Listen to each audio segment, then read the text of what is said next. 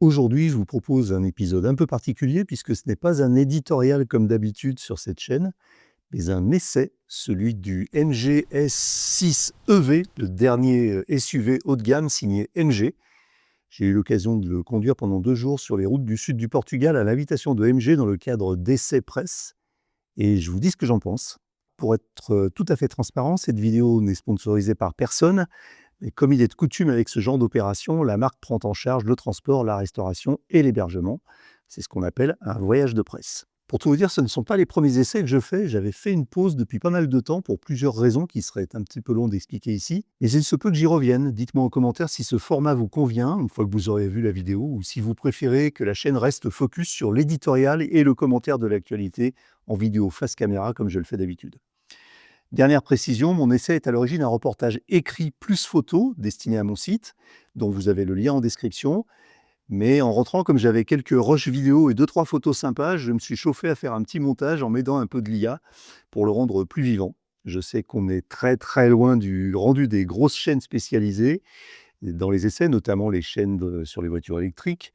Mais j'ai fait cette petite pastille vidéo avec les moyens du bord. Si ça vous plaît, il y en aura peut-être d'autres, un peu plus travaillés. Dites-le moi en commentaire aussi.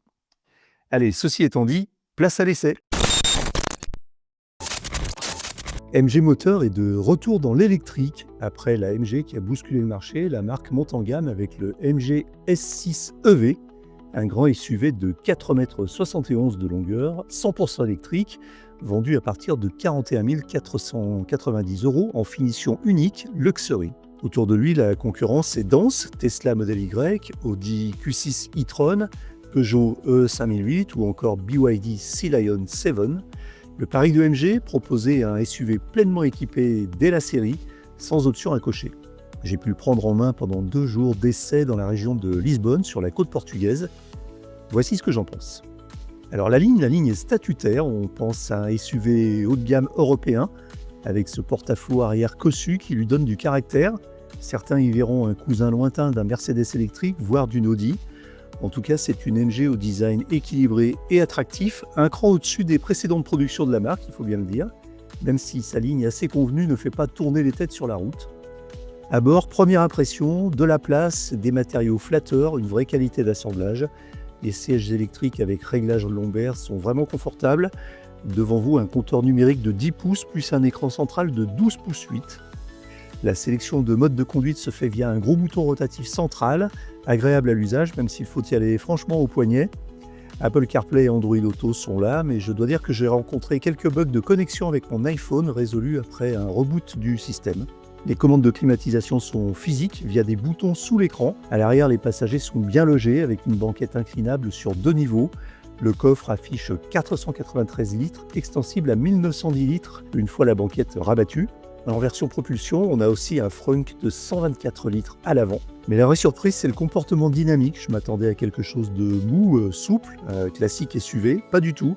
La suspension est ferme, la voiture vire à plat. Ça rappelle un peu d'ailleurs la Tesla Model Y. Certains trouveront ça trop dur. Moi, je préfère ce genre de comportement, personnellement.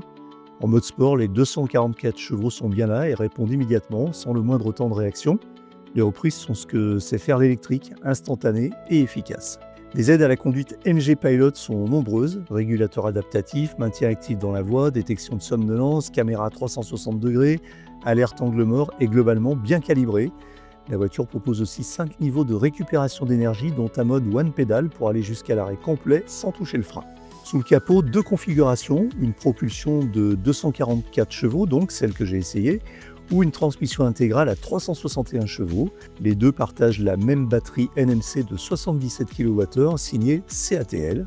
L'autonomie annoncée, 530 km en WLTP pour la propulsion et 485 km pour le dual moteur.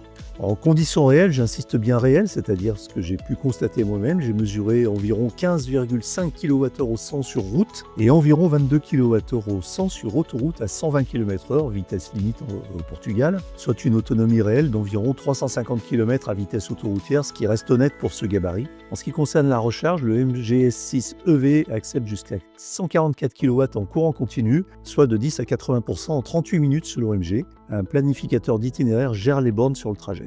Alors ce MG S6 EV, qu'est-ce que j'en pense vraiment? Personnellement, je le trouve assez réussi.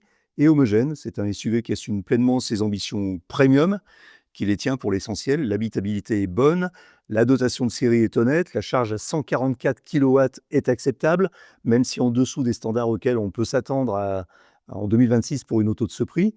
Et avec 530 km d'autonomie WLTP, on est plutôt dans la bonne moyenne. Mais ce qui m'a le plus surpris au volant, c'est l'équilibre général de la voiture. La direction est précise sans être sportive. On a un bon train avant, assez incisif. Le confort de suspension est bien dosé pour un usage routier mixte. La voiture est ferme et ça, c'est agréable en fait.